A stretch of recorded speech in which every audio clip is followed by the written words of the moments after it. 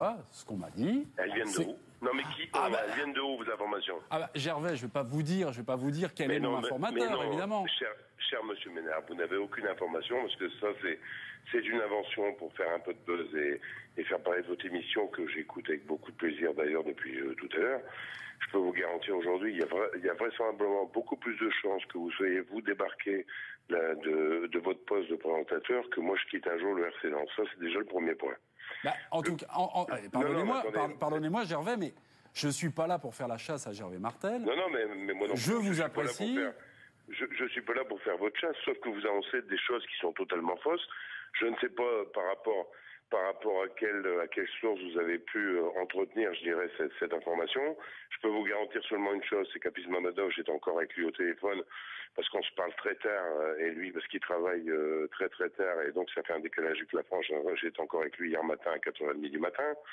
On a annoncé la semaine dernière dans pas mal de médias, mais je regarde pas votre émission tous les jours, je ne sais pas si vous avez suivi le courant, que M. Mamadov est en prison la semaine dernière.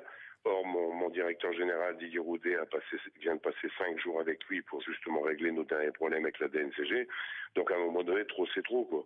Moi, je peux vous dire, je suis venu à Lens grâce à Hafiz Mamadov. Je pense qu'Hafiz Mamadov est venu à Lens parce que je l'ai rencontré et qu'il a une confiance totale en moi. Et connaissez-vous un partenaire qui puisse évincer un autre partenaire? Ça n'existe pas, ça, monsieur. Aujourd'hui, on est en train de travailler et c'est difficile. On a repris un Racing Club de Lens qui était plus que malade. On a réussi à le remonter en L1 et on y sera. Gervais, excusez-moi. Laissez-nous travailler tranquillement. Mais je ne vous souhaite pas de mal, Gervais Martel. Mais j'ai jamais dit ça, cher monsieur. Non, je ne vous souhaite pas de mal. Le 6 juillet dernier, dans l'équipe, comment expliquez-vous que Hafiz Mamadov, et je vais citer, au regard des événements survenus à RC Lens, je suis fortement enclin à procéder à des changements au sein du management. Monsieur Ménard, vous êtes dans un groupe qui s'appelle le groupe Amaury, dans lequel il y a des journalistes de l'équipe. Vous en avez un brillant autour de vous qui s'appelle, et que je connais très bien, qui s'appelle monsieur Étienne Moati. Donc j'ai fait une conférence de presse après ce communiqué d'Hafiz Mamadov où j'ai expliqué ce qu'il voulait dire par management.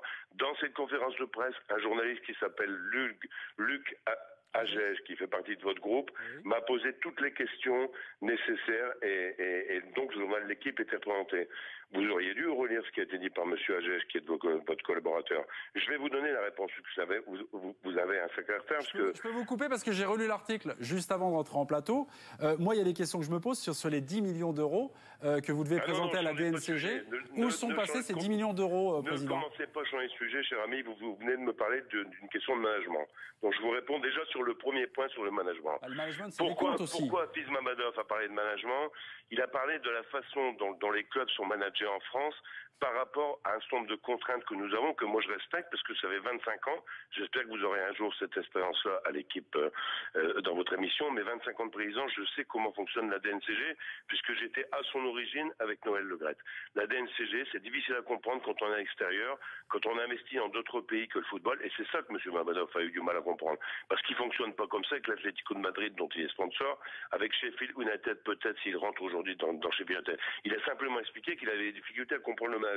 Vous faites un amalgame déjà en disant, pas de problème, demain, Martel va être remplacé, mais il n'y a que vous qui faites cet amalgame. En plus, ce communiqué... Non, pardonnez-moi, je ne fais pas un amalgame par rapport à ça. Je suis désolé, j'ai eu un informateur qui m'a annoncé que c'était acté. On m'a même dit qu'il y avait une deuxième cellule qui travaillait pour la reprise dans votre dos. Alors, je suis désolé. Si on peut dire les choses... Mais bien sûr, moi, je ne lance pas, je ne lance pas, monsieur Martel, écoutez, vous n'avez donné aucune information concrète sur ce que vous venez de dire. Oui. Moi, je peux vous garantir que Hafiz Mamadov, encore une fois, était encore avec moi hier au téléphone.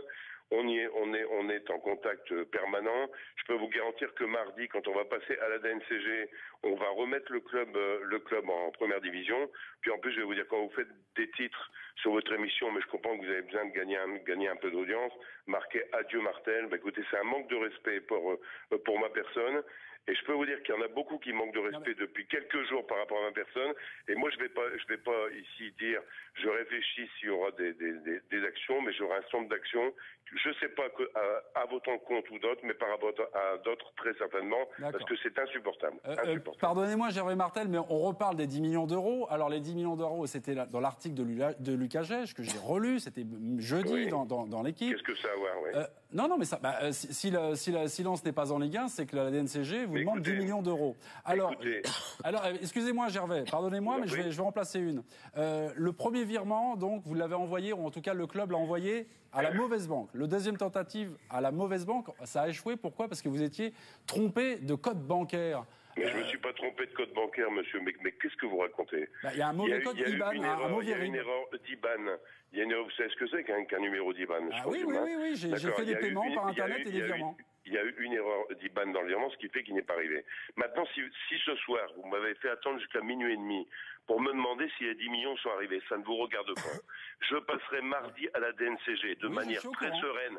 Je passerai mardi à la DNCG et je dirai aux gens de la DNCG, pour qui j'ai un plus profond respect, l'organisation du club pour l'année prochaine en L1.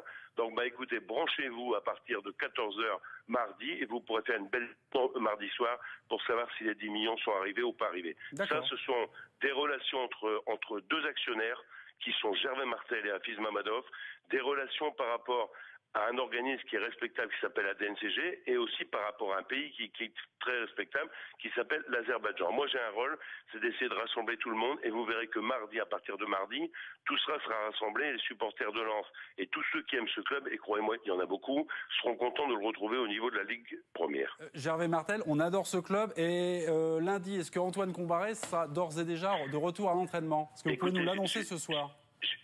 Je n'ai pas à vous répondre par rapport à Antoine Combaré. Vous m'avez fait venir sur cette émission en disant que j'allais être viré. Mais vous n'avez pas non, Gervais Martel, je ne vous ai pas. Je ne vous ai pas fait venir.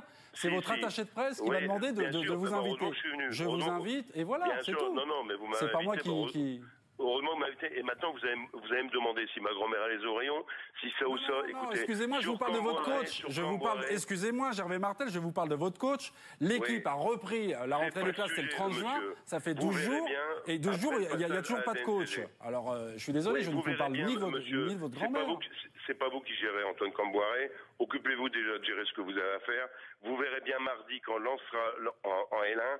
C'était pas le sujet de votre émission. Votre émission, c'est le sujet de l'émission. Vous nous avez rassuré. Pour vous, c'est ce que vous avez annoncé avec un site en ligne. Vous avez annoncé ça depuis 17h ce soir.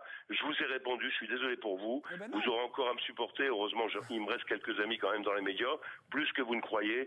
Vous aurez encore à me supporter beaucoup dans les semaines, dans les mois à venir. Gervais Martel, ce n'était pas contre vous. Voilà, je vous souhaite bon courage et je vous souhaite de tout cœur de rester au RC Lens. Mais les informations que j'ai eues, laissez-moi parler simplement. Vous les vérifiez et vous me donnerez vos sources. Et moi, je vous souhaite longue vie à l'équipe TV. Merci beaucoup, Gervais. Soirée, messieurs, au revoir. Merci, Gervais. Très bonne soirée à vous. Allez, on va passer au top et flop. Ah, quelle ambiance. Au top et flop. Avec côté, je sais pas. Voilà. Espérons que ça se passe bien. Espérons que ça se passe bien. Oui, bien sûr, bien évidemment. Les top et flop, les amis, donc les top et flop, c'était sur